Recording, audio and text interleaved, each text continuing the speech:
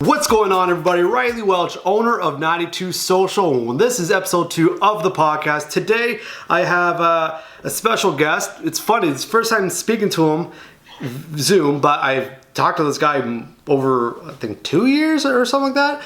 I'm very, very happy because I love this brand, love being Canadian. CDN, how are ya? Checks in the mail. And ladies and gentlemen, Markku, what's going on, buddy? How you doing, man? Thanks for having me. Right on. So, yeah, like I said in the intro, we haven't really talked face to face. I know, it's the Instagram's a magical thing. It's a beautiful thing. Social media is a beautiful thing because it's one of those things I just contacted through your company's Instagram, and I think I saw it through I think Jojo Mason. I think I saw him wearing a hat, and then I was like, "Whoa, that's kind of sick." And then it was like a snowball effect where I kept like, I was researching more and more, and so like, tell us about CDN. Yeah, it started like I was traveling a lot in the airports and everything, and all I kept seeing was just like absolute trash being sold for, everything was made overseas, and it just said Canada or had a moose and a beaver or all the above, and I just felt there was a gap in what Canadians were, or how Canadian apparel was being represented as Canadians. So that's where CDN started. I'm a pretty minimalistic guy, and there wasn't anything for me that I found readily accessible to have like a favorite black or favorite white T-shirt, or just a pretty simple hoodie that happened to be made in Canada. And that's where the brand started, and it just it's done well. It's been 2 years now. I think we've had apparel for a year as of yesterday, so the apparel's a little bit newer. We started with just our hats, like one of the ones that you're wearing, and that's the only product that we can't find a Canadian manufacturer yet. So we are in chats with one right now. So then we'll be an entirely Canadian made brand, which is something that I'm really excited about. But yeah, it's just giving Canadians opportunity to show, be proud and show, where they're from, as we are, without having to yell at people by what you're wearing, just something nice, simple, and you can wear it every day, right? Dude, yeah, you said it best, because I almost wear this every day. It's something I'm proud of. Funny, you're out of Kelowna, BC. I live in Toronto. I swear to God, I think it was the other day, I saw some guy wearing, I think it was the Kelowna hat. Oh, or Vancouver. It was Vancouver hat. Oh, and wow. I was sick. 2, I'm like, dude, where's your Toronto hat? So maybe like the pride got to me. I'm like, yo, where's your, there's some sick hats, but there's one thing that kind of got my mind going. I gotta talk to this guy. I gotta talk to my boy. And so it's spreading rapidly because you said it. It's not corny. It's not like, oh, moose, go Canada. It's legit apparel. It's so cool. It's simple, but it's effective. And that's where we found with our hockey and baseball and basketball inspired hats is even a lot of people associate where they're from by their sports teams, and they might not want to wear another Oilers hat or another Maple Leafs hat, but they'll wear it like a TOR hat. Because at least then you're repping your city, and you get the color association, but it's not tied directly to that. So that's kind of a fun little niche market that we found ourselves in. Yeah. So have you found maybe, I think I saw Vancouver Canuck, Jordy Ben? Jordy bought hats for all the guys, so that's definitely been a top seller. They've been wearing them. When we went down and met him after one of the games this year, he's a friend of a friend, so it's like I had never met him, and he ordered all those hats for the guys, and they started wearing them in the locker room, and then there was a couple interviews, and then it got picked up on I didn't even know what Reddit really was, and it got picked up in a Canucks subreddit, and then I woke up one morning, I had 25 orders for the Vancouver hats, and I'm like, where are these people finding this from? Yeah, shit like that was just wild to that. I never really knew that people really were like that, like that cared that much about, you know, like what X player was wearing or, you know, whatever hat this guy was wearing. But like people were just like super stoked on, you know, something simple is what I learned by reading all these subreddit things that they're like, we can't find anything like this in the Canucks store, like, you know, and all this stuff. Hopefully no one from the team's listening. I don't know how happy they are about having them all in the dressing room, but guys loved them. Like, you know, we got to chat with a few of the other guys, I can't even remember all of them that were wearing them, but they were stoked on it. They just said it was something different, and that's what got them excited to wear it. Yeah. So is other than the Canucks, was there anybody else that are like, oh my god, how did they find out? Or they're wearing my hat? Oh my god. I don't think we've had anything like that yet. We know, I know a few guys that work for some of the teams, and obviously being in the Okanagan, pretty big player representation out here in the summertime. So I've got to know a bunch of the guys. So like we have a lot of guys that get our stuff. I don't know if any of them are that active in wearing it as much as the Vancouver Canucks were this year. But we're going to try and keep that up and keep designing some fun hats and maybe some limited edition stuff for some of the guys. Hey man, get into the Blue Jays, get into the Leafs. I know, right? Yeah, just get. I mean, we're working on it. Dude, just give to Matthews or Marner or Nylander, the fashionistas of the team. You're good to go. It spread like wildfire. It would just blow up. Yeah. So going back on the business, what got you into owning your own business? Because I know a lot of people had a certain moment. Maybe at a part-time job or a full-time job, where like, you know, screw this. Why am I putting so much effort into someone else's dream when I could put the same amount of effort into my own? So what was that moment where you're like, time to start my business? I think I owned a little local company out here before in the Okanagan. It was an apparel company. So I had before CDN, I had some experience with apparel. But for me, like I worked at Lululemon for 5 years and obviously learned a lot about branding and this was when I was finishing my graphic design school. So I came right out of school and worked for myself, like design wise, and, you know, had a couple dozen clients and was just like, thought it was really cool to see my stuff, like a poster I did at the local coffee shop or somebody's business cards that I did. I thought that feeling was really cool. And I was like, man, I think it would be really wild to see it on like a t-shirt or like a sweater. Like, can you imagine like somebody wear it, like buying something that you designed? I'm like, that'd be so cool. And then that's when my first company started, when I started Okanagan Lifestyle.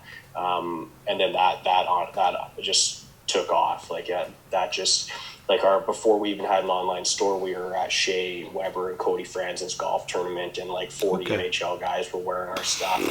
And then it just snowballed from there. I left that back in 2018, and that's when CDN started. I think I don't know if it was like a specific moment, but I think it would be tracked back to just like, honestly, just thought it would be cool if I could design something that people would wear, right? I didn't know anything about building an apparel brand or building a brand, really. I just honestly could track back a lot to like from the Lululemon mentality and you know, how they went about building their brand, you know, because I was there, not in the early days, but like, you know, 2009 to 2014 kind of thing. So still pretty early. They were only 10 years old. So they're still doing a lot of like real, like weird market. Like they were so far ahead of everybody. And you know, obviously now they're like a $3 or $4 billion a year company. Right. So I can't get enough of them. I think I think that's where I would track back a lot of inspiration for the apparel side of things. Yeah. So on the apparel side, why apparel? Was it just you just kind of happened to be in that situation? Yeah, I think so. I think I would say I fell into it a little bit, just working at the retail store, and you know, growing up with a few of my buddies back in Edmonton, you know, owning a promo company, and just like knowing the ins and outs of by ordering blanks and t-shirts and sweaters, and you know what, and then learning the materials from Lulu combined with what I had done on the promo side of it. It's like I knew like what would make a good product, and I knew where to get it. So I think that just a weird mismatch of like 4 or 5 different, separate like circles and like parts of my life brought into, fused into this one. And like now people in Kelowna are just like, hey, I need hats. And like, I'm not even like I'm just like I'm like the fucking hat guy or like the t-shirt guy. People are like, hey, we need you to design us something cool for our company. We want something cool. I'm like, yeah. Oh, okay. Right. I'm like, do you know how much time went into this? But like, yeah, I can totally do something cool for you. No problem. Yeah. So kind of going on that note as well, starting with the hats, and now you're transitioning into apparel. Now, one of my favorite pieces is the thrift shirts. I noticed you had the hip, which is killer. I love the hip. Yeah, so how did that kind of come together? Was it just, we were saying, guys on the stream, like, hey man, I need a t-shirt, or I need some... It was that one. That's a pretty new venture for us, but we like our core, like as a CDN's core value.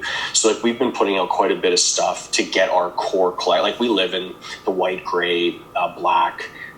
We have like a retro red and oatmeal. And so we live in a lot of these core colors that we're going to keep around with our core designs, like CDN Stitch Center, Patch Left Chest. We have a couple of new designs we're going to add to the core collection. And then each season we want to release 1 to 2 light colored pieces. So this spring was gold. We had a gold t-shirt and a gold hoodie.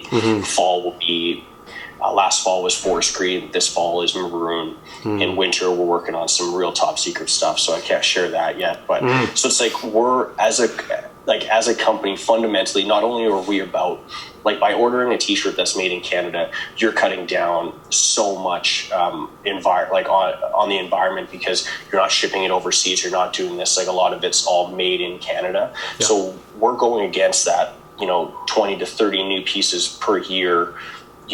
Whatever low cost t-shirt brand, like I don't want to name names here, but like, the big department store stuff that, we'll launch 80 new designs and then discount it 80% at the end of it to make room for the next collection.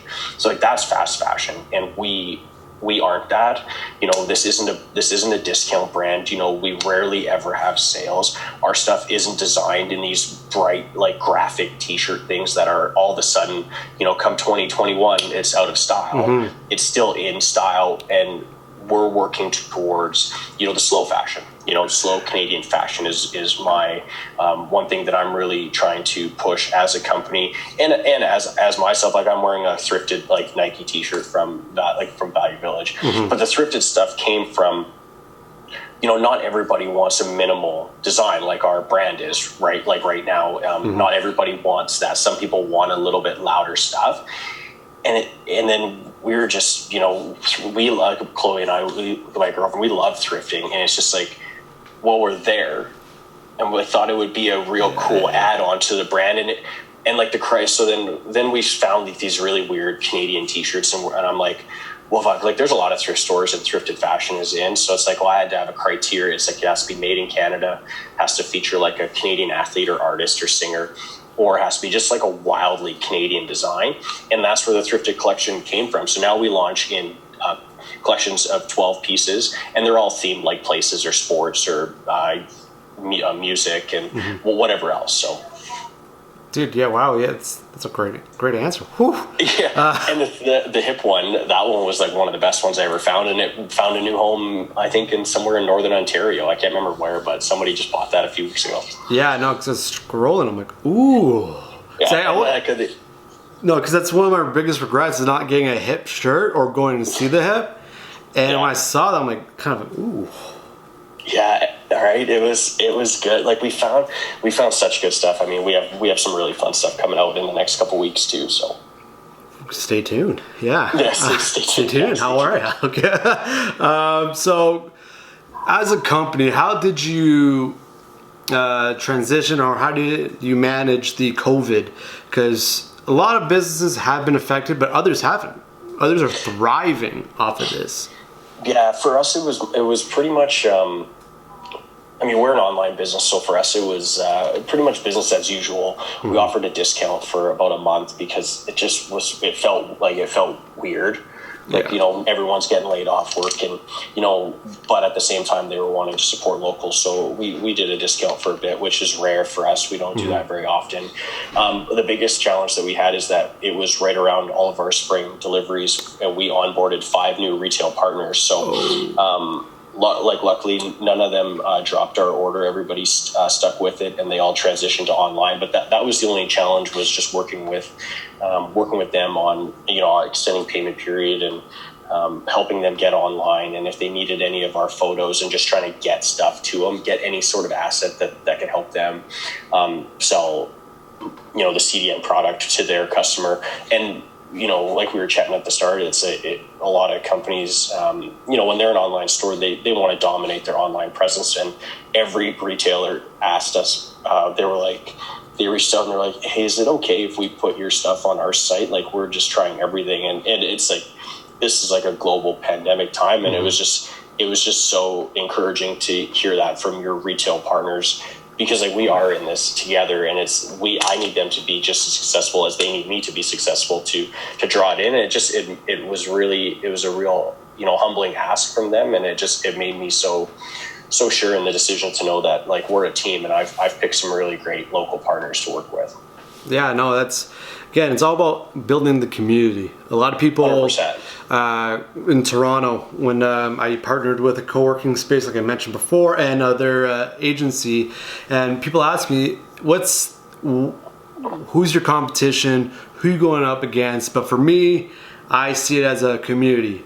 The gentleman that I had on the first episode is he does advertising, and I do offer advertising, but I know that's not my strong suit.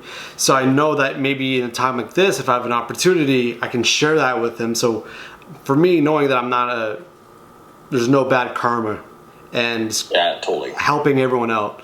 But yeah, times like these, it's kind of hard to keep motivated, or even just in a regular day. So how do you keep motivated on the days that you're just like having a case of the Mondays? Yeah, I mean, it's been tough. I think like the biggest thing is just missing, like I mentioned, like I work from home regardless. So I think I'm just missing the routine of, you know, getting to be able to go to the gym, and, you know, through the thrifting, and, like, you know, just like sifting through all those old t-shirts and sweaters, like, you get ideas, you get ideas for colors, you get ideas for designs, and it's like, I'm just missing that. I mean, I'm going to be honest, it's hard to say. I'm not, like, as of right now, I'm not very motivated at all. Like, it's even living by the lake, we've had like just a bunch of gray weather, some rain and wind and shit. It's just been like, I mean, honestly, I can find every reason to not work out at home, and I can find no reasons to start drinking at like 12 o'clock in the afternoon. Like, it's so hard, man. Side note, when is the right time? Yeah, I don't know. Like, I'm so confused. I don't know if there is a right time anymore, but it's a challenge, and I mean, I can imagine everybody's going through the same thing, and some days are better than others. I know I have like one project going on right now, and I had a deadline. It's like that was pretty much it. So it's like I had to get it done, and just up early, lots of coffee, and but it's tough. I mean, I can imagine being out in Toronto would be a little bit more difficult than for me in Kelowna. But I would imagine everyone's struggling with it different.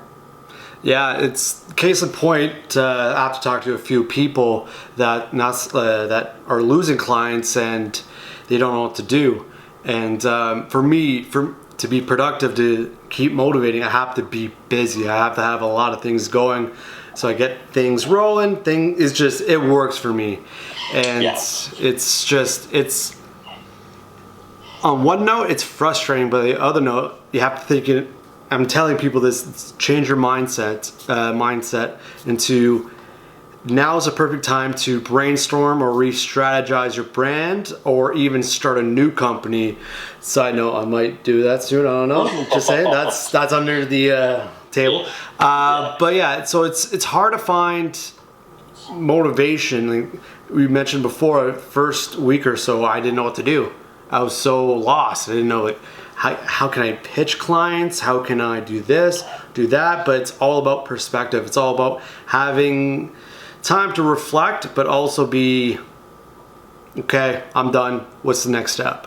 Yeah, so and I think that, like for me, I think last week was just was a down week, and And just like you know, being a creative, like if I'm not in the right headspace, like, I mean, there's literally nothing going on up there. I can't design a logo for somebody if I'm just, you know, like sitting in it's gray and pouring rain and I just can't find the time, or I'm staring at the computer too long. It's like, fuck, like I can't figure that out.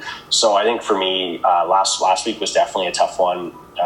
But this week it's on to the next. It's just start prepping for fall, start prepping for Canada Day, start prepping for winter. Like I want to be on it, and I want to have all my products and samples done up properly so I can order them and I can offer a really great experience to my retail partners and, you know, the people that want to buy and support Canadian, that when this is over and it can be in person, like I'm going to be ready for it. To as much as I can be, as opposed to, you know, playing catch up because, you know, I again, like for me, I'd worked really hard to get to spring and onboarded 4 or 5 new retail partners. And I'm like, I'm doing it right this year. I'm going to be on time. I'm going to be early.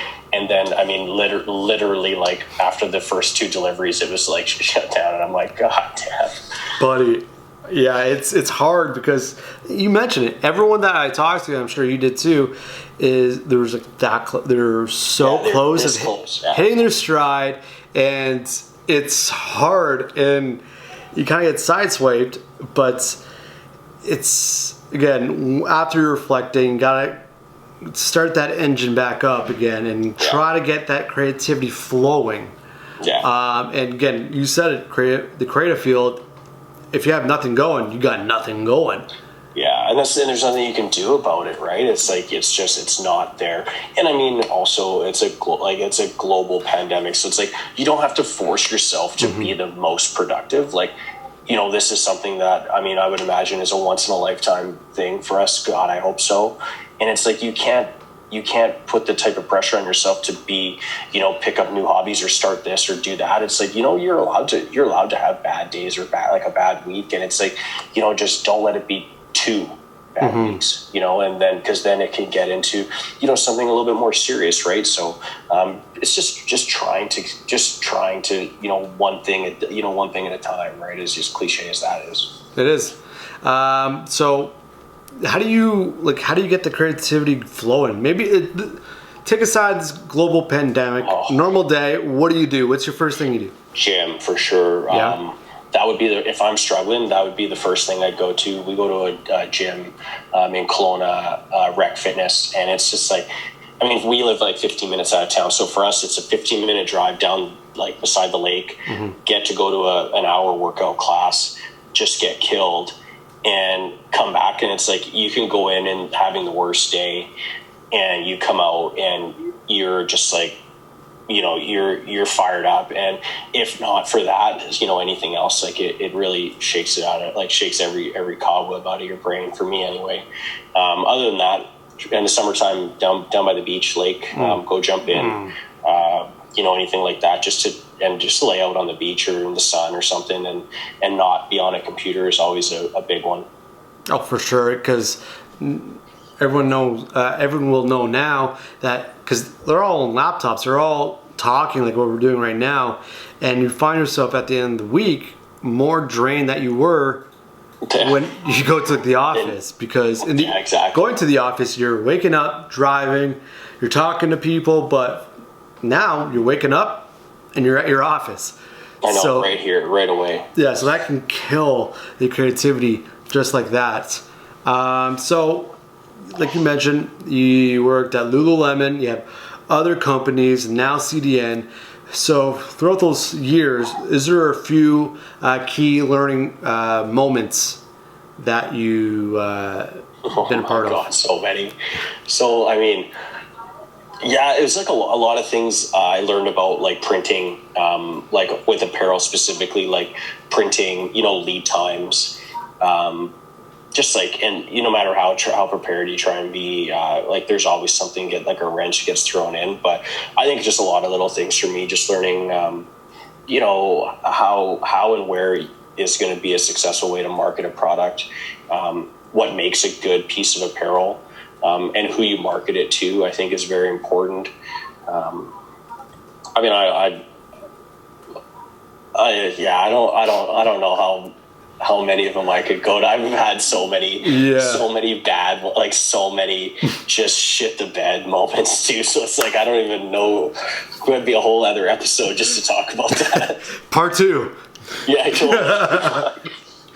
Yeah. So you take those learning experiences and then you run into people that are just starting their business, that are just starting their journey. And so when they ask you any advice, what would you say?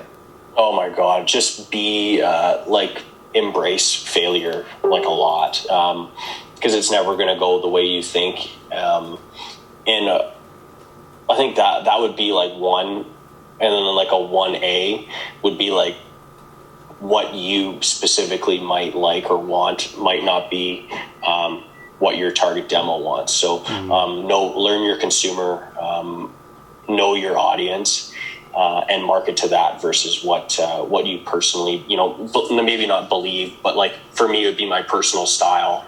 I set that aside and make products that I believe are what Canadians and expat Canadians too that are in the States or in UK or wherever, what will fit their wardrobe and how it can accent really well. Yeah, it's that's a great advice, is knowing your audience, and that kind of goes through multiple industries. Big time. Just knowing the person, knowing the audience that you're targeting to, and sometimes you know that better than others. And for like personally, for my business, I thought, one thing, this is it, they're gonna love it, and then you do it, and like, nope, they hated it. Yeah, and it's like, and the best way to learn obviously is trial and error, and it's just don't get stuck on, like, I always try and not be stuck on one certain idea or one certain look, because for at the end of the day, I'm like, it's not for me, like I'm doing this for other people, and I have to make sure that I'm in touch with that or in tune with that, because if not, then I'm going to end up having a shitload of this stuff because I wouldn't have sold it, right? So that's not the goal. The goal is to market to be an active part of the Canadian fashion market, and to do a good job doing it, right? Yeah. So what has been your proudest moment as an owner? Oh God.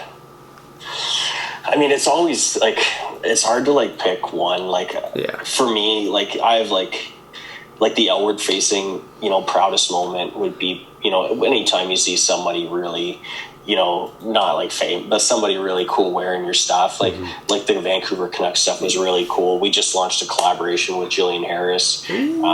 So like that, we did an exclusive product for her Jilly Box subscription box. So, seeing stuff like that, that was months of work, and it's like that, like stuff like that's really cool. Yeah. But at the same token, as a brand, I think that's a really cool thing, as an owner, but also as a brand, as its own entity. When I sign on a retail partner that is, finds out about what CDN is, and they want it in their store, and they're just as proud to tell your story as you are, I think that's a pretty cool moment. So I think that's kind of like my two-prong answer. I think like when somebody buys into your brand and carries it in their store, I think that's like one of the coolest feelings ever.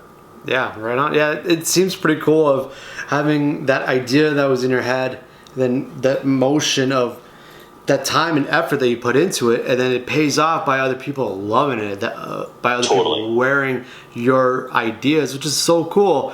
And it's one of those things where you can say it to somebody a million times, but once you see it, once you experience it, it's you can't explain. You can't explain that experience. It's a pretty surreal feeling for sure, and it hasn't gotten old. I had Okanagan Lifestyle, like I started that in 2013, and there was like 5 years of that, and this is going on what it would be 7 years of being in the apparel, and it's like the feeling is still wild when people tag us in pictures. I'm like, you have to like actively choose to wear that stuff out, and then actively post about it because you're proud to post about it, right? So it's like, that shit's cool to me, and like the minute it becomes not cool is probably the minute that I'll be looking to to exit the apparel industry and start something new, I guess. So this podcast, it's all about supporting the local businesses, local entrepreneurs trying to find their way through this crazy time that we're in, that we haven't really experienced before. And while on the podcast, I want to give another shout out to people that are fighting the good fight, like first responders, or even the restaurants, the bakeries, the small mom and pop shops. So do you have any places that you kind of go regularly and then they're kind of turned into takeouts, or they're just shut down? I mean, for us, most in Kelowna, almost everybody is shut down. A lot of people have been able to do takeout, but like some of my favorite places, I have like a few different levels of people that I'm huge fans of personally. Yeah. One of the coolest places to get a burger in Kelowna is Central Burger. Or Kitchen and Bar, Central Kitchen and Bar. I don't believe they aren't doing any takeout at all, but they have gift cards, so that's always a great option. One of our favorite places to go grab a beer is BNA downtown, BNA Brewing, and they have a bowling alley there. So we did a fall bowling league last year, so we're missing hanging out there for sure. Yeah. And then just wanted to give a shout out to all my CDN retail partners. They transitioned to online sales real quick. There's 10 of them, so I'll send you the link to so you guys can check them all out. But yeah, just big props to them.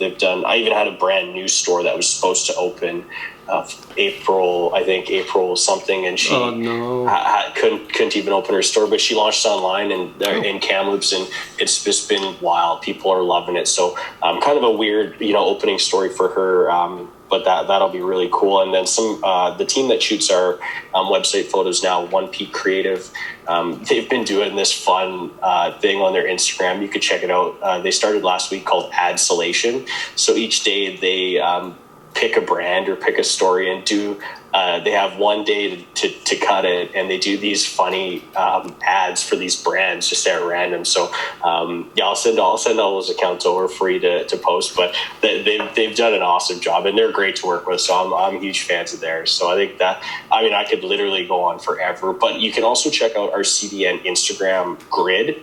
We post like every third picture is a local business. So from all around Canada. So go check out, just some of those cool places we posted. And that's like one of our goals as a brand, is to always just be actively supporting people. It's hard when it's all Canada, but I'm trying to find some of the coolest places around. Yeah, man, it's all about supporting the community, growing that community, and being Canadian. That's man, dude. Yeah, this is where we kind of connected. Just the pride of being Canadian, the pride of that's 92Social's meat and potatoes. Is all about growing the Canadian businesses, because at the end of the day, we've got to look out for ourselves. And I want to say thank you very much, Markku, for coming on the podcast. It's been a pleasure, dude. It's a great talk. Not maybe. Part 2 will probably come out in the near future. Anytime, man. Anytime. Yeah. Perfect, man. Thanks. All right, buddy. Cheers. Well, I want to say thank you to Mark for coming on the podcast, second podcast of the series, and he had really good info for an entrepreneur or someone that's trying to get into the apparel industry in Canada. Fantastic interview. Go check him out down below. Website and every restaurant that he suggested will be down below. Remember, support local businesses in Canada. 92Social's Instagram. And all the website and email will be down below as well. Hey, if you know someone who's a small business owner or an entrepreneur that want to be on the podcast, come on, baby. My information will be down below. Have a great day.